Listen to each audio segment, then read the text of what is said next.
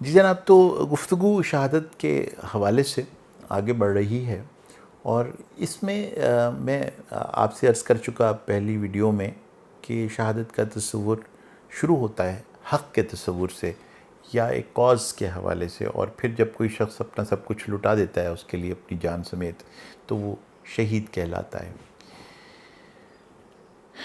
اب ذرا یہ طے کر لیں کہ یہ جو اس کی زندگی کا تصور ہے یہ کس طرح سے ہے، کہ اب وہ تو چلا گیا اس دنیا سے، کم از کم فزیکل سینس میں تو چلا گیا، تو اب وہ زندہ کس طرح سے؟ تو اب اس میں پہلے یہ سمجھ لیجیے کہ جس حق کے لیے وہ جان دیتا ہے، وہ حق صرف بنیادی طور پر اس کے لیے حق نہیں ہوتا، وہ ایک آفاقی سچ ہوتا ہے۔ یعنی کم از کم اس کی ذات تک اس کو یہ پتہ ہوتا ہے کہ ایک آفاقی سچ ہے، اور وہ آفاقی سچ صرف اس کی ذات کو منفعت نہیں دے رہا، اس کو کوئی فائدہ نہیں پہنچ رہا صرف اس حق سے، بلکہ اس حق کے ہونے سے بے شمار اور انسان، کائنات کی تقریباً ہر چیز اس حق سے سرو ہو رہی ہے۔ یعنی وہ جو حق ہے وہ صرف اس کی ذاتی منفعت کے لیے نہیں ہے، بلکہ کائنات کے لیے وہ ایک سچ ہے، اور اگر اسے جھٹلا دیا گیا تو اس سے نہ صرف اس شخص کا ایک نقصان ہوگا، بلکہ اس نقصان میں کائنات خود بخود شامل ہو جائے گی۔ اور دیر فور جب وہ قربانی دیتا ہے اپنی جان کی، تو وہ صرف اپنی ذات کو بچانے کے لیے یا اپنا کوئی فائدہ حاصل کرنے کے لیے اس حق کا ساتھ نہیں دے رہا ہوتا اور جان نہیں دے رہا ہوتا، بلکہ اسے یہ معلوم ہوتا ہے کہ یہ جان دینے سے اس بات کے امکانات ہیں کہ کائنات کے باقی تمام زیرو بچ جائیں گے۔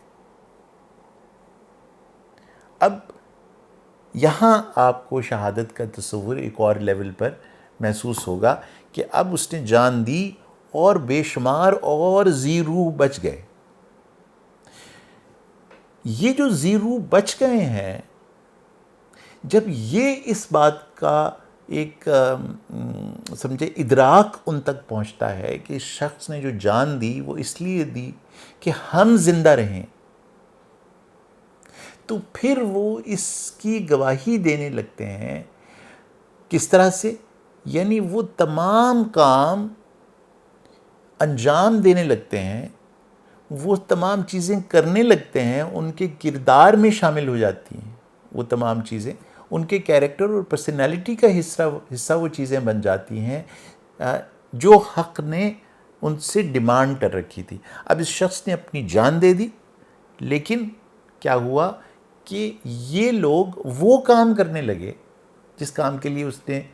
قربانی دی تھی۔ ہر وہ کام جس کے لیے اس نے قربانی دی تھی، جب وہ کرتے چلے جائیں گے تو اس طرح سے وہ گواہی دے رہے ہوں گے حق کی، تو گواہی حق کی اس شخص کی زندگی کی شہادت بن جائے گی۔ تھوڑی سی مشکل بات ہے،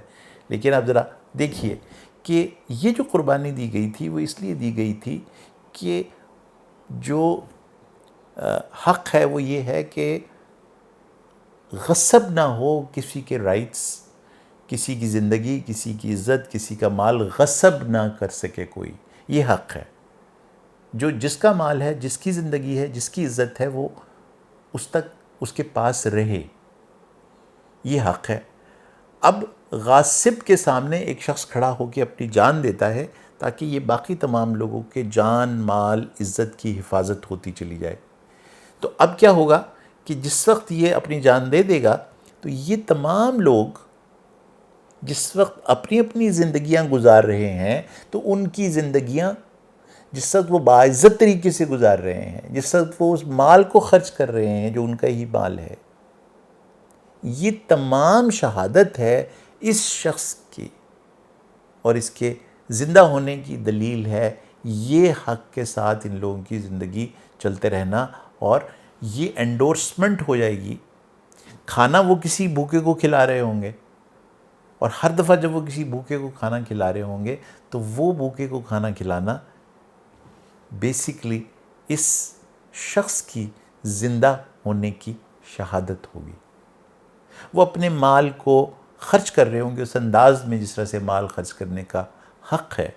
لیکن جس وقت وہ اس انداز میں مال خرچ کر رہے ہوں گے جو حق کا انداز ہے، تو پھر یہ شہادت ہوگی اس شخص کے زندہ ہونے کی۔ یاد رکھیے اگر یہ شخص اپنی جان نہ دیتا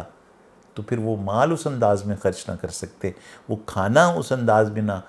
کھلا سکتے، وہ یتیموں کو دیکھ بھال نہ کر سکتے اس انداز سے جس طرح سے حق نے کہا ہے کرنے کے لیے۔ تو اب عمل کرتے چلے جا رہے ہیں وہ جن کے لیے اس نے جان دی تھی، اور ان کے تمام اعمال